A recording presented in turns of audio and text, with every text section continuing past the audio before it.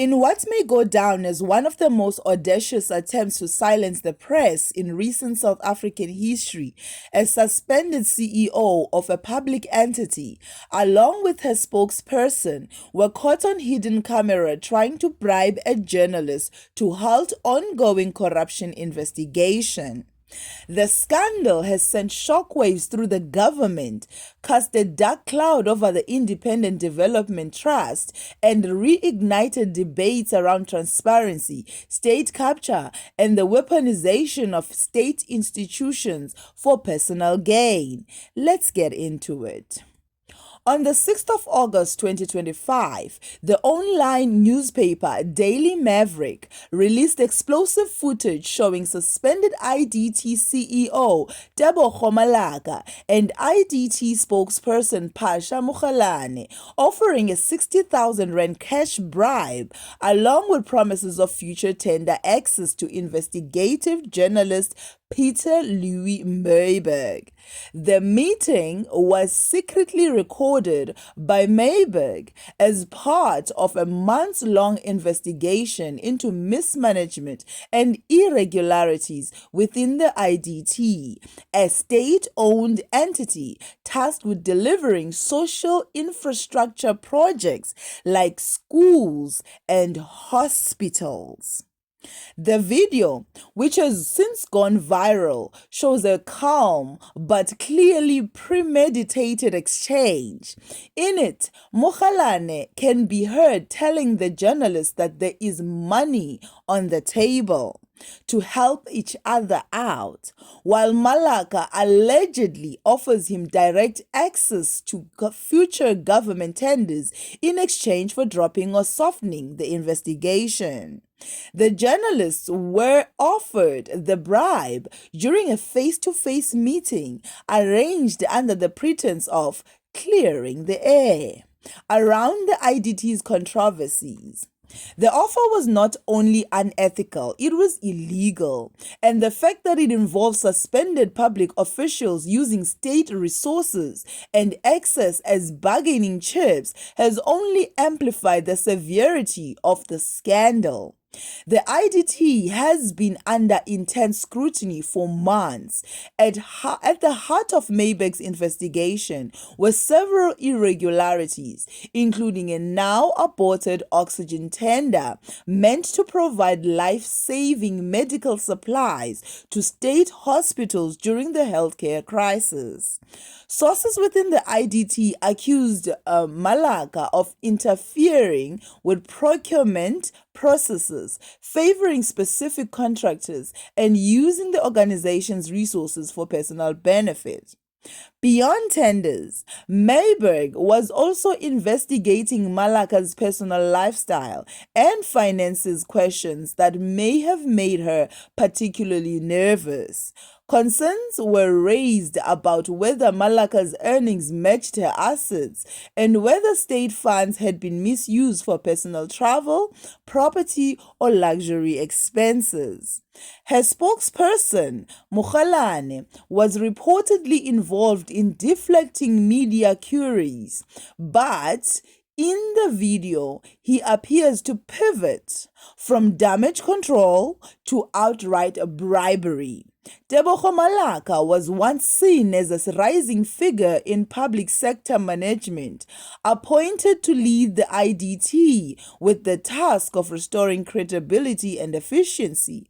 Her tenure quickly became embroiled in controversy. Her suspension earlier this year was linked to mismanagement and alleged corruption and dishonesty, but no formal charges had been laid at the time. Until now. With the release of the video, Malaka may now face criminal charges, not only for the alleged corruption under investigation, but for the attempted obstruction of the media and potential violation of anti-bribery laws. The Special Investigation Unit, the SIU, and the Hawks are both reportedly monitoring the matter closely. Dean McPherson, Minister of Public Works and Infrastructure, the department under which IDT falls, has promised swift action. In a media statement, McPherson condemned the attempted bribery, calling it a gross betrayal of public trust and an attack on the principles of accountability and press freedom. He confirmed that the department is cooperating with law enforcement to ensure the matter is fully investigated.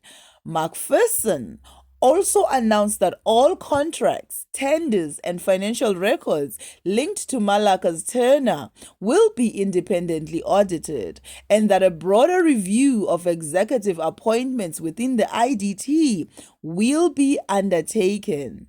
Civil society organizations and media watchdogs have welcomed the move, but many remain skeptical that accountability will be delivered quickly and fairly. The IDT's credibility has been hanging by a thread for years. Once a vital vehicle for social development projects, it has been plagued by administrative chaos, leadership instability, and claims of political interference. This latest scandal has led many to question whether the entity can or should continue operating in its current form. There is growing pressure on the government to dissolve or completely restructure the IDT. Critics argue that its failures are not isolated but symptomatic of a broader pattern of corruption within state-owned entities across South Africa. For the ruling ANC government, this particular scandal couldn't have come at a worse time. With the 2026 general elections approaching and corruption fatigue at an all-time high among voters, another high-profile scandal involving public funds and failed oversight is politically damaging. What makes this case particularly jarring is the blatant nature of the attempted bribe, offering 60,000 rand in a physical cash drop alongside promises of state business directly to a member of the press reveals a deep confidence that such conduct would go unpunished. It reflects a culture where whistleblowers and journalists are seen not as guardians of the truth, but as obstacles to be neutralized. Instead, Myburgh turned the camera on the very people trying to silence him. This incident underscores the critical role of investigative journalism in holding power to account. Without the recording, the attempt would likely have remained just another whispered rumor in the halls of South Africa's crumbling public institutions. Now, it is public, documented, and impossible to ignore. Legal experts say Malaka and Magalane could face a range of charges, including attempted bribery, obstruction of justice, and abuse of office. The National Prosecuting Authority, the NPA, has yet to confirm whether charges are being drafted, but mounting public pressure makes prosecution increasingly likely. Meanwhile, Daily Maverick has confirmed that its investigation into the IDT will continue. Myburgh has stated that more revelations are expected in the coming weeks, including details about Malaka's financial disclosures and procurement pattern during her tenure. The IDT bribery scandal is not just about one rogue CEO and her spokesperson. It is a reflection of how deeply corruption has embedded itself into parts of South Africa's state machinery. It is about the audacity of public officials who believe they can buy silence and the courage of journalists who refuse to be bought. As South Africans face growing inequality, failing infrastructure, and an erosion of public services. Stories like this strike at the very heart of what is broken and who is responsible. Whether this moment sparks real reform or simply fades into the long list of scandals will depend on how this government and this justice system respond.